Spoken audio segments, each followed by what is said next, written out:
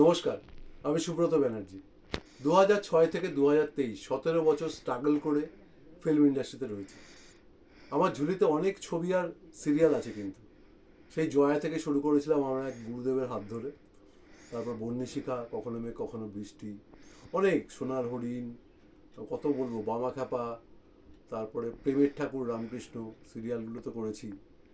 এর সঙ্গে 2007-এ স্বপন শাহ আমাকে প্রথম সুযোগ দিয়েছিল মিনিস্টার ফাটাকেষ্ট শ্রদ্ধেয় মিঠুনদার সঙ্গে। তারপর থেকে পরপর স্বপনদার সঙ্গে প্রায় 13টা ছবি, আর বিভিন্ন বড় বড় ডিরেক্টরের সঙ্গে 4-5টার কমে তো নেই। তাদের মধ্যে উল্লেখযোগ্য যেটা আমি বলতে পারি সেটা হচ্ছে সুজিতদা প্রথম যখন বাংলায় এসে ছবি করলো, সাত পাকে মাদা, আমি কাজ করেছি। ওয়ান্টেড, জোশ, রবি কিনাগির, তারপর রবিজির সঙ্গে আরও একটা করেছি, এটা বোধহয় তুমি যে কে আমার। তারপরে বিন্দাসের একটা বড় ক্যারেক্টার করেছি, চিরঞ্জিত দা বড় ভাই, আমি মেজো ভাই, ছোট ভাই সুদীপ। আর দেব আমাদের ছোট, আমাদের ভাইপো, মানে চিরঞ্জিত দার ছেলে। ওর আমাদের শ্রাবন্তী আমাদের বাড়ির আশ্রিতা। যাই হোক, এটা করার পর বিন্দাসে অনেক দিন কাজ করেছিলাম, প্রায় 29 দিন কাজ করেছিলাম। হায়দ্রাবাদে পুরো শুটিংটা হয়েছিল। তারপরে ফিরে এসে টোটাল দাদাগিরি, মন জানে না, আমি যে কে তোমার তো বললামই, প্রচুর প্রচুর ছবি করেছি। এবং কমলেশ্বর মুখোপাধ্যায়ের সঙ্গেও করেছি। পাসওয়ার্ড আর একটু ভুলে যাচ্ছি কি ওটার নামটা, অনেকের নামগুলোই ভুলে যাই।